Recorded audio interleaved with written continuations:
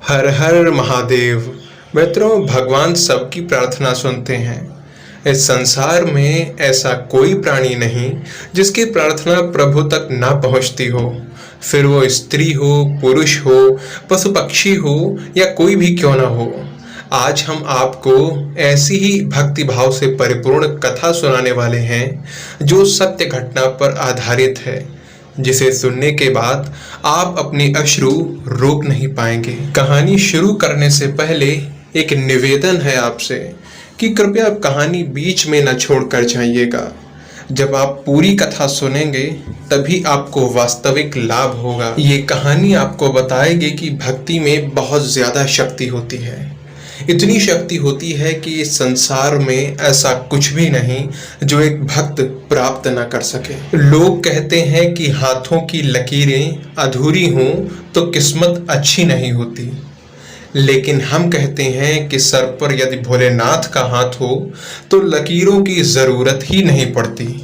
जय जय भोलेनाथ। मित्रों, ये कहानी है एक शिव भक्त गौरैया के जोड़े की। गौरैया पक्षी को आप सभी लोग जानते होंगे, जो हमारे घरों में अक्सर आया करते हैं, हमारे आंगन में बैठते हैं, दाना चुगते हैं। आजकल के बदलते वातावरण में तो शायद कम आते हैं, लेकिन आज से कुछ समय पहले वो हर जगह दिखाई देते थे। तो दोस्तों, ऐसे ही एक गौरैया का जोड़ा जो कि बहुत ही शिव भक्त था, वो एक शिव मंदिर में निवास किया करते थे। दोनों नर और मादा चिड़िया सुबह शाम अधिक से अधिक देर तक भोलेनाथ की आराधना में ध्यान मग्न रहते थे, और फिर जो थोड़ा बहुत समय बचता था उसमें दाना चुगने चले जाते थे और अपने बच्चों के लिए भी ले आते थे। ऐसे ही खुशी खुशी उनके दिन बीत रहे थे। शिव मंदिर के पास ही एक बुढ़िया का घर था। उस बुढ़िया का अपना कोई नहीं था। उस बुढ़िया के पास कुछ जमीन थी। उसने गांव के ही कुछ लोगों को वो खेती करने के लिए जमीन दे दी थी। बदले में वो लोग बुढ़िया को अनाज, गेहूं, चावल, दाल ये सब को दे दिया करते थे। इसी से बुढ़िया का भरण पोषण हो रहा था। अब क्योंकि बुढ़िया अकेले रहती थी, उसका कोई था नहीं, इसीलिए वो जितना हो सके परोपकार किया करती थी और हर समय अपने आप को दूसरों की सहायता में व्यस्त रखती थी। वो मूक पशु पक्षियों की सहायता किया करती थी।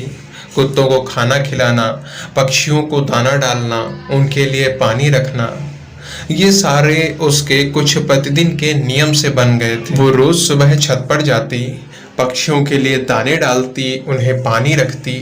आसपास के जो पक्षी थे जो गांव में आसपास रहा करते थे, वो सब उसकी छत पर उस समय आ जाया करते थे। ये जो गौरैया का जो जोड़ा था, जो शिव मंदिर में रहता था, ये जोड़ा भी यहाँ पर दाना चुगने के लिए आ जाया करता था। बूढ़ी माता की यह छत अब एक ऐसा स्थान बन गया था जहाँ पर प्रतिदिन दाना पानी मिल जाया करता था। इससे दाना पानी ढूंढने में लगने वाला समय भी बच जाया करता था, और जो बचा हुआ समय था वो गौरैया महादेव की भक्ति में लगा दिया करते थे। ऐसे ही सुखपूर्वक उनके दिन बीत रहे थे। लेकिन एक दिन वो बुढ़िया बीमार हो गई। इतना बीमार हुई कि उन्होंने बिस्तर पकड़ लिया। अब घर में कोई और था नहीं जिससे वो अपने काम करने के लिए बोलती, तो उनका जो नियम था छत पर दाना पानी रखने का, वो टूट गया। अब जब वो गौरैया और बाकी पक्षी छत पर आए तो उन्हें दाना पानी नहीं मिला, तो वो बहुत परेशान हुए और आपस में बात करने लगे कि आखिर आज वो बूढ़ी माता कहाँ चली गईं। कुछ पक्षियों ने कहा कि शायद वो भूल गई रखना, लेकिन जो मादा गौरैया थी उसने कहा कि नहीं, बूढ़ी माता भूल नहीं सकती। उनका इतना पुराना नियम था, वो तोड़ कैसे सकती हैं, जरूर कोई बात है। उसने नर गौरैया से कहा, स्वामी, हमें बूढ़ी माता को ढूंढना चाहिए।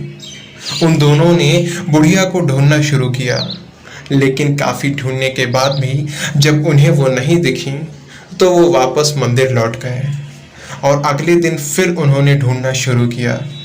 उन्होंने पूरे गांव में तलाश किया, लेकिन वो बूढ़ी माता कहीं नहीं मिली। इधर उस बुढ़िया का स्वास्थ्य दिन पर दिन खराब होता जा रहा था, और इसी खराब स्वास्थ्य के चलते एक दिन उनके प्राण निकल गए। इधर वो दोनों गौरैया आपस में बात कर रहे थे कि हमने तो पूरा गांव देख लिया, लेकिन बूढ़ी माता हमें कहीं नहीं मिली, अब हम क्या करें। तब माता गौरैया ने कहा कि स्वामी, हमने अभी तक उनके घर में नहीं देखा है, हमने तो बाहर हर जगह देख लिया, लेकिन उनके घर में हमने अभी तक नहीं ढूंढा है, तो हमें चलकर एक बार वहां भी देखना चाहिए। ऐसा विचार करके वो बुढ़िया के घर आ गए, और जैसे ही उन्होंने इस बुढ़िया के शरीर को देखा, उसे जगाने का प्रयास करने लगे, उसे हिलाने डुलाने की कोशिश करने लगे। लेकिन काफी प्रयास करने के बाद भी जब कुछ नहीं हुआ, तो वो दोनों समझ गए कि अब ये बूढ़ी माता इस दुनिया में नहीं है। वो दोनों बहुत ज्यादा दुखी हुए और उस बुढ़िया की अच्छाइयों को याद करते हुए रोने लगे और कहने लगे कि अब कौन हमें दाना पानी खिलाएगा। रोते हुए उन्होंने ये तय किया कि अब वो बुढ़िया के लिए कुछ करेंगे, वो ऐसे ही उन्हें नहीं जाने देंगे। ऐसा विचार करके वो मंदिर वापस आ गए और उन्होंने देवाधिदेव महादेव के सामने एक पैर पर खड़े होकर उनकी भक्ति करना आरंभ कर दिया, उनका नाम जप करना शुरू कर दिया, उनकी तपस्या शुरू कर दी। एक दिन बीत गया, 2 दिन बीत गए, ऐसे ही लगातार समय बीतता रहा और वो दोनों बिना विचलित हुए महादेव के ध्यान में लीन रहे। भगवान भोलेनाथ बहुत जल्दी प्रसन्न होते हैं और उन दोनों पक्षियों की यह तपस्या देखकर वो प्रसन्न हो गए। उनके सामने प्रकट हुए और कहा कि तुम दोनों कोई वरदान मांग लो, मैं तुम्हारी तपस्या से अत्यधिक प्रसन्न हूँ। साक्षात देवाधिदेव महादेव को अपने सामने देखकर वो गौरैया बड़े ही भावविभोर हो गए और महादेव से कहने लगे, हे परमपिता, अगर आप कुछ देना ही चाहते हैं तो हमारी बूढ़ी माता को वापस कर दीजिए, उस बुढ़िया को जीवित कर दीजिए महादेव। उन दोनों पक्षियों की ये बात सुनकर महादेव ने कहा, वास्तव में तुम दोनों बहुत अच्छे हो, परोपकारी हो, जो अपने लिए कुछ न मांगकर किसी और के प्राण वापस मांग रहे हो। लेकिन मैं प्रकृति के नियमों को तोड़ नहीं सकता, जो मर चुका है वो दोबारा जीवित नहीं हो सकता। तुम दोनों कुछ और मांग लो। अब महादेव की बात सुनकर वो गौरैया का जोड़ा दुखी हो गया, लेकिन उन्होंने हट कर दी कि महादेव, हमें चाहिए तो यही चाहिए, इसके सिवा हम कुछ नहीं लेंगे। उनकी हठ और निस्वार्थ प्रेम को देखकर आशुतोष भगवान शिव अतिशय प्रसन्न हो गए और उन्होंने उस बुढ़िया के प्राण वापस कर दिए, उसे पुनः जीवित कर दिया। बूढ़ी माता के प्राण जैसे ही वापस आए, उनकी आंखें खुली और अपने सामने उन्होंने साक्षात देवाधिदेव महादेव को देखा। और महादेव को देखकर वो इतना भावुक हो गईं कि हाथ जोड़कर कहने लगीं कि हे देवाधिदेव, मैंने ऐसे कौन से पुण्य किए जिस कारण मुझे आपके दर्शन हो रहे हैं, मुझे पुनः जीवन दान मिल गया। तो महादेव ने कहा कि ये तपस्या उस गौरैया के जोड़े की है, इन्होंने ही तपस्या के बल पर मुझे प्रसन्न करके तुम्हें जीवन दान दिलवाया है। ये वही गौरैया का जोड़ा है जो तुम्हारी छत पर दाना पानी पीने के लिए आया करता था। तुम्हारे द्वारा निस्वार्थ भाव से की गई पशु पक्षियों की सेवा आज तुम्हारे काम आ गई। इतना कहकर देवाधिदेव महादेव अंतर्धान हो गए। इसके बाद बुढ़िया ने वापस अपना नियम आरंभ कर दिया।